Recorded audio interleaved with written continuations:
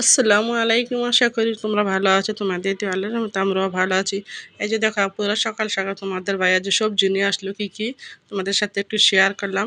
আর এই পাতাগুলা কি পাতাগুলো আপুরা তোমরা চিনবা কখনো বলবা তো। তোমার এই পাতাগুলা কখনো দেখছো নাকি?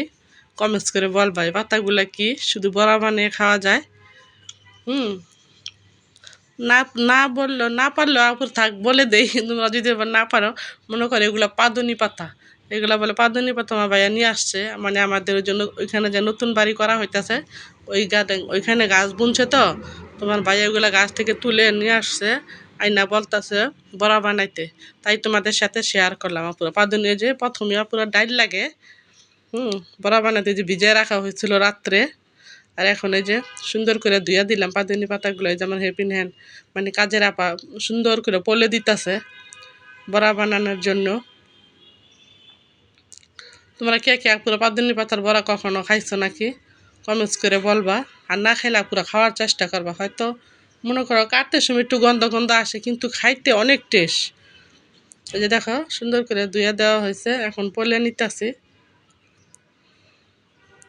আমার হেল্পিং হ্যান্ডকে বললাম একটু পলে দেওয়া, তারপর অন্যান্য সবজিগুলা কাটো। এই যে দেখো যে এগুলো সুন্দর করে এখন ধুয়ে দিব। ধুয়ে মনে কর ব্লেন্ডার করে নিব। কারণ আপুরা ছেলের বউ বাসা থাকলে আমার কোনো টেনশন থাকে না কাজের জন্য। হ্যাঁ, ওই যে দেখো এগুলো সব কিছু গুছাই আমার দুইজনই কাটতে বসলো। আমার কাজের আপা আর মনে করো আমার ছেলের বউ। তাহলে এই যে ব্লেন্ডার করে নিচ্ছে, এখন এগুলোর মধ্যে কি কি মিশানো হবে আপুরা বড়ার জন্য, তাই তোমাদের সাথে একটু শেয়ার করলাম। আশা করি আজকে পুরো ব্লগটা দেখবা, তোমাদের কাছে ভালো লাগবে। আর ভালো লেগে থাকলে আপুরা প্লিজ লাইক কমেন্ট শেয়ার একটা সাবস্ক্রাইব করে দিবা। আমার পাশে থাকবা আপুরা, ভুল ত্রুটি হইলে ক্ষমা দৃষ্টিতে দেখবা। আর তোমরা কে কে আপুরা কুরবানি গরু আইনা ফেলছ সেটাও কমেন্টস করে বলবো। আমাদের তো এখন আনা হয় নাই, কারণ আপুরা যারা গ্রাম এলাকা থাকে ওদের জন্য আনা উত্তম, কিন্তু যারা মনে করো ফ্ল্যাট বাড়িতে থাকে এগুলা আগে আনা এগুলো কে করবে বলো? গরুর গোবর আছে, খাবার আছে, গোসল করানো আছে, এগুলো কেউ করতে চায় বলো? টাউনের মানুষে, গ্রাম এলাকার মানুষ আপুরা পারে, কিন্তু আমাদেরটা এখন আনা হয় নাই। আনলে তো অবশ্যই তোমাদের সাথে শেয়ার করব। আর তোমরা কে কে গরু আইনা ফেলছো আপুরা সেটাও কমেন্টস করে বলবা। এই যে দেখো পাদুনি পাতার বড়ার মধ্যে কি কি মিশানো হলো, তাই তোমাদের সাথে একটু শেয়ার করলাম। এইভাবে আপুরা তোমরা বানায় খাইতে পারো।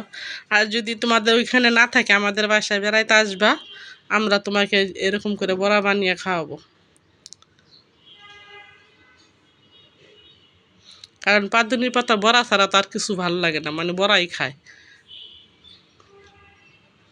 আমার কাজের আপা বলতেছে আপা কি মানে জানে না তো পাদুনি পাতা জানা হয়েছে, বলতেছে আপা কিসের গন্ধ ছুটছে। আমি বললাম এই যে দেখো এই পাতার গন্ধ ছুটছে।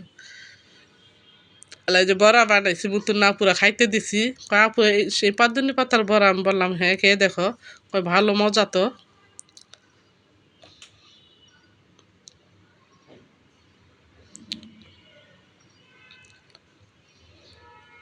এই যে বড়াগুলো ওই পাশে দিয়ে দেওয়া হলো, মানে আস্তে আস্তে ভাজতে হবে।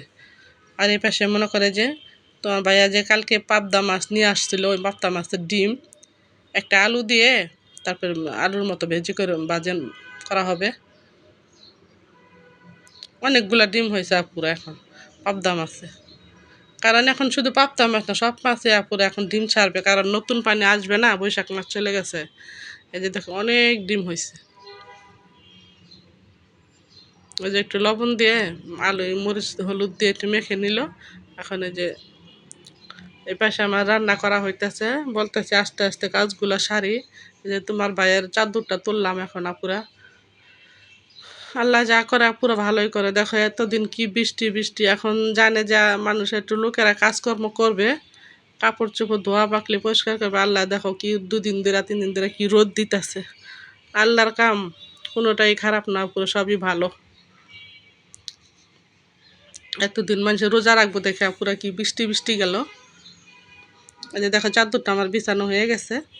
চাদরটা কেমন হয়েছে কমেন্টস করে বলবা পুরা। আর এদিকে যে মাছের ডিমটা রান্না করতেছে আমার ছেলের বউ। বললাম টাটকা টাটকা ডিমগুলো রান্দা ফেলাও, কারণ আবার ঈদ তো চলে আসছে, কোন চিপায় পড়া যায় ঠিক নাই, আর পাওয়া যাবে না পুরো, এই জন্য বললাম বলে রান্না করে ফেলো।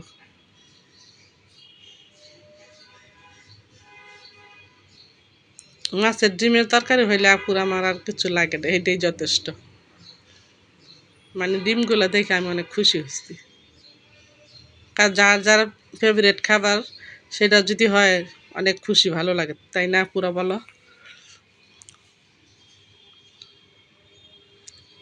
যেমন ধরো পোলা মোল্লাতে আমার কাছে বিরিয়ানি অনেক পছন্দ।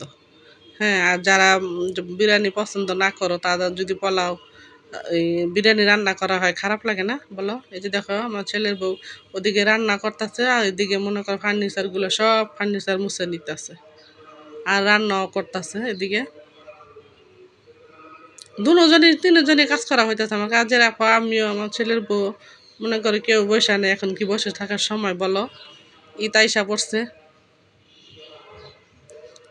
এমন কোনো জিনিস না আবার আগে যে কইরা রাখুম সেটাও না, কারণ নষ্ট হয়ে যাবে, কি আবার মুছতে হবে পরিষ্কার করতে হবে, এই কারণে পুরা করা হয় নাই, ভাবলাম ঈদের সামনেই সব কিছু করি।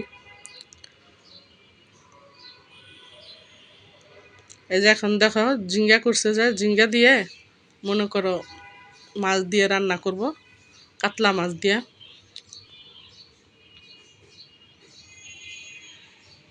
আর আলু দিয়ে যেহেতু রান্না করব, এই জন্য যে আলুগুলা মনে করো তরকারি আলু ছিল, এই কারণে বললাম দিয়ে দাও সাথে, অসুবিধা নাই। এই যে দেখো পুরো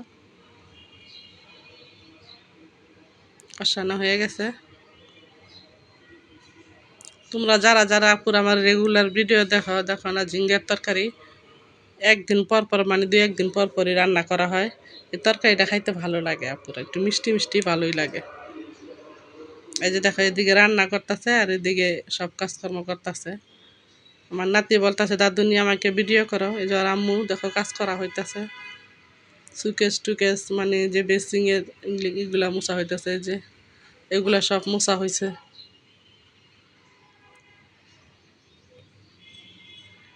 তাহলে আপুর আমার ভিডিওটা আছে কেমন হয়েছে কমেন্টস করে বলবা। যা ভালো লেগে থাকে প্লিজ লাইক দিয়ে একটা সাবস্ক্রাইব করে দিবা, আপুরা আমার পাশে থাকবা।